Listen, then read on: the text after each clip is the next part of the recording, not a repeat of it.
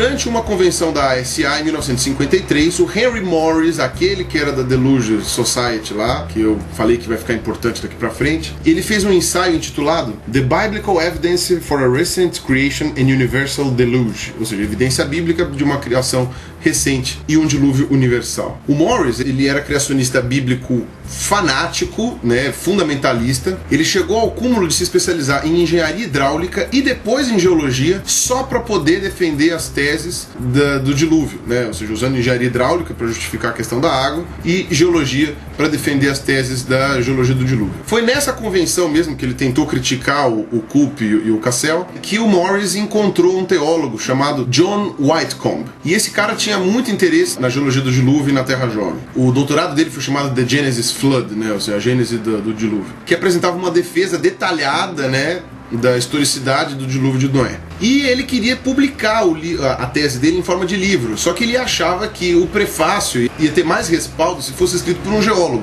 E ele não era geólogo, ele era teólogo. Então ele começou a buscar um monte de geólogos criacionistas para ver se ele conseguia achar. Mas o problema é que a maioria dos geólogos dos Estados Unidos rejeitava a ideia da Terra Jovem, rejeitava a ideia da geologia do dilúvio, ainda que fossem criacionistas, né? Até que ele finalmente encontrou o Henry Morris. O Henry Morris era engenheiro hidráulico, tinha especialização em geologia e o cara topou na hora. E a publicação do The Genesis Flood foi financiada por um monte de milionários criacionistas que tinham na época. Para os geólogos, The Genesis Flood foi de dar sono. Foi uma porcaria. Era meramente o livro do Price lá, do The New Geology, reescrito com outras palavras. Os argumentos eram basicamente os mesmos. Aliás, continuam sendo os mesmos. E recebeu crítica, inclusive dos criacionistas, né? Os criacionistas de Terra Antiga, que eram aqueles que diziam que a Terra tinha, sim, bilhões de anos, só os seres vivos é que tinham sido criados de forma bíblica, digamos assim. Sabe qual foi a resposta do Whitcomb e do Morris para esse tipo de coisa? Para essas críticas? Foi simplesmente: a Bíblia fala que teve um dilúvio universal.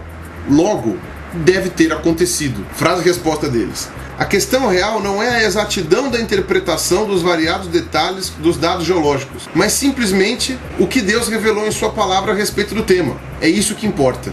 E aí, o jornal da ASA, que era a associação mais respeitada da época nesse ponto de criacionismo, fez duras críticas a esse livro, The Genesis Flood. As escolas em que o Morris dava aula, né, que eram escolas cristãs e criacionistas, começaram a divergir dele também por causa disso daí. Eles começaram a ver que, não, você está negando geologia, isso tá feio, tá pegando mal isso daí. E pouco tempo depois, o Morris, então, percebendo essas dificuldades, resolveu fundar a sua própria universidade, né, no caso, a sua própria faculdade, que é o College Baptist Church, né, ou seja, a faculdade da Igreja Batista. E um dos seus pastores convidados foi o Jerry Falwell, que foi um pastor que ficou muito famoso por dizer que o Tinky Winky lá, aquele Teletubby roxo, era gay, e também por defender a escravidão e o apedrejamento em público como punição, né? Ou seja, um cara pouco polêmico. E o Falwell, como ele era um televangelista, né, então ele acabou fazendo várias propagandas da faculdade fundada pelo Morris, né, e eles, até o fim da vida dos dois, né, que foi agora há pouco, né, eles morreram, sei lá, 2007, 2006, não sei, eles trabalharam em conjunto e com afinco para difundir as ideias criacionistas bíblicas. Então, essa disputa dentro da ASA sobre a questão do dilúvio bíblico, etc e tal, e como a ASA estava começando a tomar uma postura, né, mais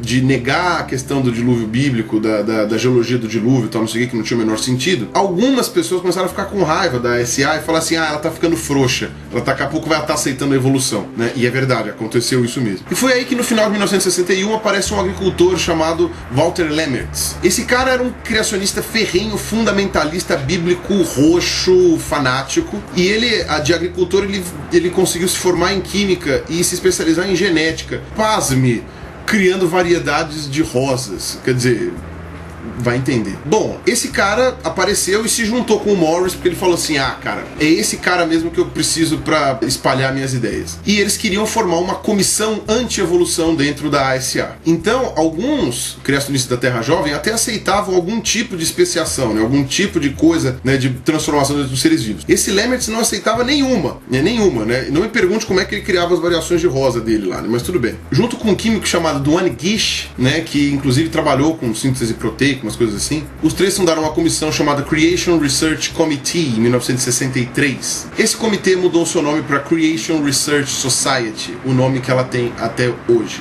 Essa organização foi a primeira liderada pelo Morris, assim, né, que foi considerado o pai do criacionismo científico, né, digamos assim, científico. O propósito desse comitê era, literalmente, publicar evidências de pesquisas respaldando a tese de que o universo material, incluindo plantas, animais e o homem, são o resultado de atos criativos diretos de um Deus pessoal. Foi nessa época que o Morris quis que todos os dados apresentados em favor do criacionismo tivessem fundo científico, tivessem uma base científica, alguma coisa assim. Ele achava que os dados científicos, como eles eram muito mais lógicos e coerentes, eles deveriam ser uma ótima ferramenta para atrair as pessoas para Cristo. Ele queria que a geologia do dilúvio fosse uma ciência alternativa, com uma resposta alternativa à geologia tradicional, e que provava a exatidão da Bíblia. E ele foi o primeiro que quis que fosse ensinada a ideia da ciência da evolução junto com a ciência da criação, né, em aulas de biologia para as crianças. Mas isso sempre foi um problema, porque sempre bateu na primeira emenda da Constituição dos Estados Unidos, que diz que o Estado e religião não podem se misturar de forma alguma. Ou seja, você não pode ensinar religião em aulas de ciência, né? Se você vai ensinar religião, tem que ser em aulas de religião apenas. Então, para legitimar esses pontos, o Morris manteve a antiga tática da ASA lá, que era admitir como membros da associação dele só quem fosse cientista com credenciais. Só que ele já tinha visto que das outras vezes não tinha dado certo esse tipo de coisa, porque sempre chegava uma hora que o pessoal começava a discordar dentro deles. Então ele fez um voto mais detalhado que os membros dessa comissão, desse grupo, deveriam fazer para adentrar esse grupo. Tá? Olha como é que era o voto. 1. A Bíblia é a palavra de Deus escrita, e como todas e cada uma de suas partes são inspiradas, todas as suas afirmações são historicamente e cientificamente verdadeiras em todos os escritos originais. Para o estudioso da natureza, isto significa que o relato das origens do Gênesis é uma apresentação concreta de simples verdades históricas. 2. Todos os tipos básicos de seres vivos, incluindo o homem, foram feitos por atos criativos diretos de Deus durante a semana de criação descrita no Gênesis. Quaisquer que sejam as mudanças biológicas que tenham ocorrido desde a semana de criação, somente tiveram êxito as variações dentro das raças criadas originais. 3. A grande inundação descrita no Gênesis, comumente conhecida como Dilúvio de Noé, foi um evento histórico mundial em sua extensão e efeito. 4. Somos uma organização de cientistas cristãos que aceita Jesus Cristo como nosso Senhor e Salvador. O relato da criação especial de Adão e Eva como homem e mulher e sua subsequente queda no pecado é a base para a nossa crença na necessidade de um Salvador para toda a humanidade. Por conseguinte, a salvação somente pode vir por meio da aceitação de Jesus Cristo como nosso Salvador. Esses são os estatutos da Creation Research Society. Gente, é uma associação que se diz científica, que você tem que fazer votos corroborando uma conclusão para você finalmente poder ver quais fatos vão respaldar essa conclusão, independente de evidência científica. Como é que pode ser científico uma coisa dessas?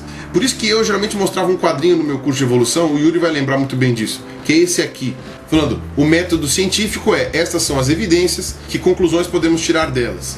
E o método criacionista é, estas são as conclusões, que evidências a gente pode usar, a gente pode pensar para respaldá-las. Ou seja, são métodos de trabalho completamente diferentes. Esse é um dos motivos por que criacionismo não pode ser científico. Ele não é científico, ele é pseudociência. O objetivo dessa associação do Morris aqui nunca foi fazer ciência, sempre foi convencer pessoas de que o criacionismo bíblico é verdade. Ponto. Só isso. Na verdade, o Morris chegou a brigar até com o próprio Whitcomb, aquele cara que eles conheceram que foi quem deu asa pra cobra, né? Que foi o Whitcomb que convidou o Morris para escrever o prefácio do livro dele e que começou toda essa bagunça. Porque o Whitcomb discordava de que para você ser criacionista você precisasse ter respaldo científico. Ele falava assim, a gente tem que ter fé por fé. A fé a gente não explica baseado em evidências. A fé ela existe porque você acredita e ponto. Ele dizia que tentar provar o criacionismo, na verdade, enfraquecia a mensagem bíblica, que é uma mensagem de fé. Olha o que ele escreveu criticando o antigo colega. Ao evitar qualquer menção da Bíblia ou de Cristo como Criador, poderíamos ganhar uma igualdade de tempo em algumas escolas. Mas o custo poderia ser extremamente alto, porque você perde a certeza absoluta e o impacto espiritual, que somente a palavra de Deus poderosa e viva pode dar. Até onde chega esse modelo, né, proposto pelo Morris, um cientista criacionista poderia ser judeu ou mesmo muçulmano, o que seria um absurdo, né? Já que apenas a palavra de Cristo é a verdadeira. Mas o Morris continuou a sua batalha pelo criacionismo científico, digamos assim, né? E inclusive o outro, o Lemmertz lá, aquele agricultor maluco lá, foi um dos que começou a ficar com raiva do Morris também. Porque, ó, não tem que ficar procurando evidência científica para criação. Criação ou você acredita ou não. E o Morris falou, não, mas você tem respaldo. E foi ele que criou aquele argumento da segunda lei da termodinâmica, né, de que a evolução invalida a segunda lei da termodinâmica, que é uma baboseira. Eu acho que o Guilherme Tomichu já explicou sobre isso, mas eu vou fazer um vídeo sobre isso ainda na sequência dessa série aqui. Então pode aguardar. E o próprio Lemaitre, que era criacionista roxo, fanático, falou que esse argumento da segunda lei da termodinâmica era uma babaquice. Tá? Ele próprio falou isso. Então, em 1978, o Walter Lang, que era um editor da revista criacionista Bible Science Newsletter, ele defendeu os sentimentos de muitos criacionistas que diziam que você não precisa de evidência científica para se tornar criacionista, e que todos os criacionistas já são criacionistas antes de ler qualquer tipo dessas evidências. Você já é um criacionista convicto e depois você vai buscar as evidências para esse seu criacionismo, né? Nunca o oposto, né? Que era a ideia do Morris. Mas o Morris estava fanático, estava comprometido. Ele queria usar essa ideia da ciência de criação para poder difundir as ideias criacionistas. E principalmente, ele queria que o criacionismo fosse ensinado nas escolas junto com teoria evolutiva, ou no lugar da teoria evolutiva, provavelmente. Ele escreveu um livro chamado Scientific Creationism, que foi feito para ser um livro clássico.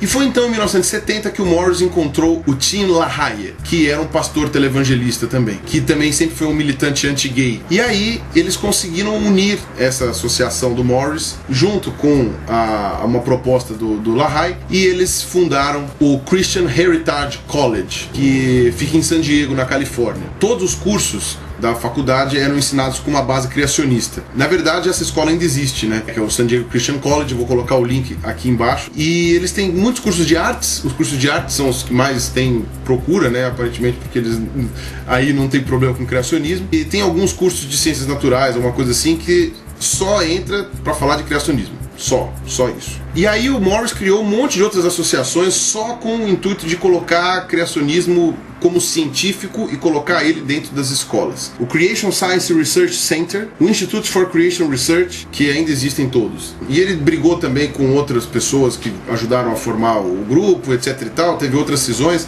enfim, cada um foi para um canto, mas o Morris, a menina dos olhos do Morris, continuou sendo o Institute for Creation Research, né, o Instituto para pesquisa em criacionismo. Depois da década de 80, por exemplo, esse ICR, né, o Institute for Creation Research, até chegou a se dissociar do colégio cristão lá de San Diego, lá do Morris, porque eles queriam efetivamente tirar qualquer menção religiosa ou bíblica da coisa, para dar a entender de que o que eles estavam fazendo era realmente ciência, exatamente para ver se eles conseguiam furar a primeira emenda da Constituição dos Estados Unidos e colocar isso como lei para ser ensinado nas escolas. E o Institute for Christian Research até hoje ainda vive nessa esquizofrenia de acreditar piamente de que eles não são uma instituição com vínculos religiosos, né? Vai entender como que eles conseguem justificar isso.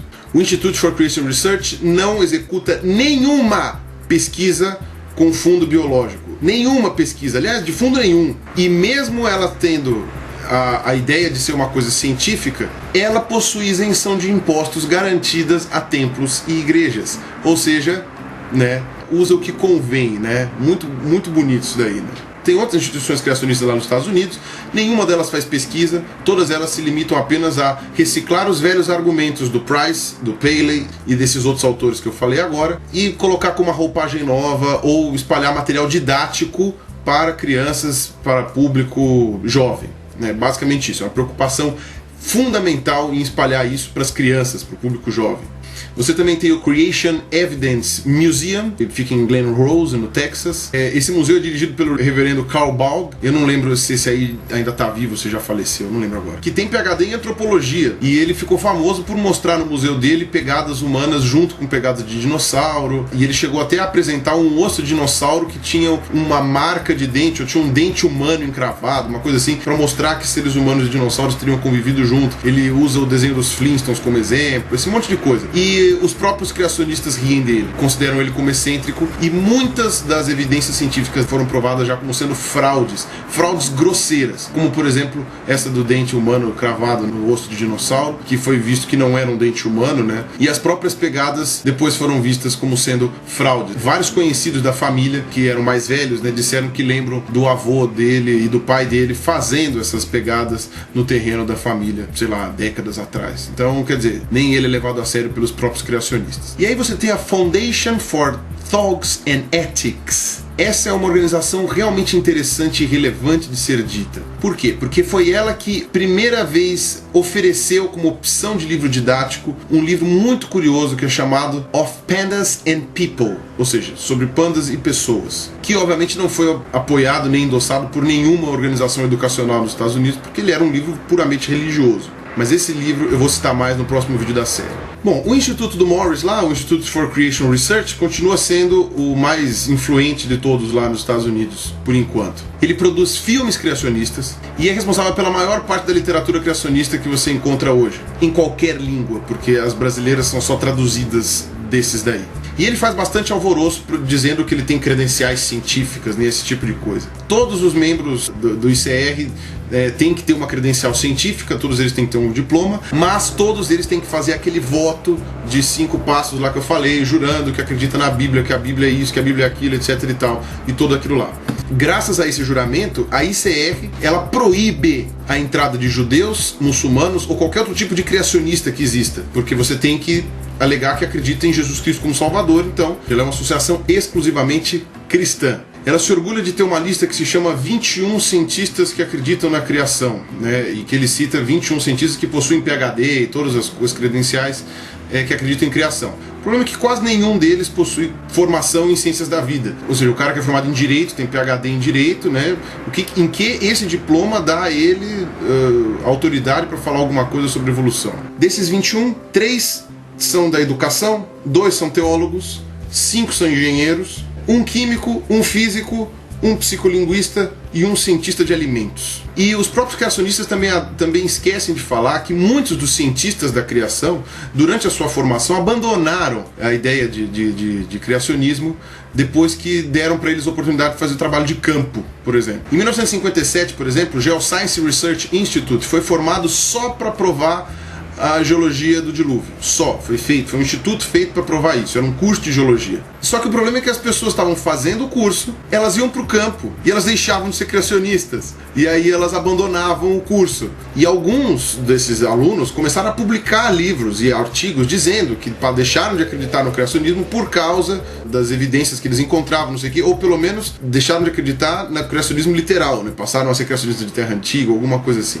Também tiveram alguns criacionistas, né, de cursos de biologia criacionistas, né, por exemplo da Valparaíso University da Igreja Luterana, né, que abandonaram também os seus cursos de criacionismo, ou pelo menos abandonaram o criacionismo, né, e passaram a escrever livros, né, atacando o criacionismo e defendendo ideias evolutivas, depois que fizeram trabalhos de campo ou fizeram trabalho de laboratório de comparação de animais, de comparação de plantas, de seres vivos, e começaram a observar as evidências reais da evolução. E isso não quer dizer que eles viraram ateus, tá, gente?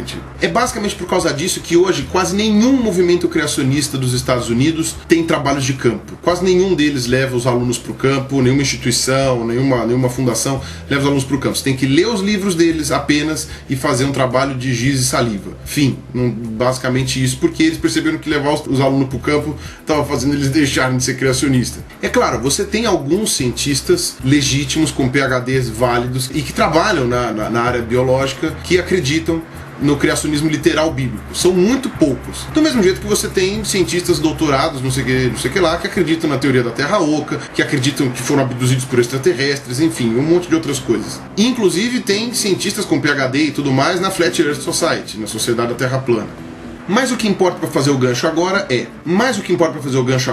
o Morris continuou a sua batalha para tentar forçar as escolas a ensinarem criacionismo, mas ele continuava esbarrando na primeira emenda da Constituição, que não permitia a religião sendo ensinada como ciência. Então ele teve que começar a adotar outras estratégias, eles tiveram que começar a bolar outras formas para tentar fazer isso acontecer. E são essas outras formas que eu vou abordar no meu próximo vídeo desta série, ok? Então é isso aí, um abraço para todos e falou!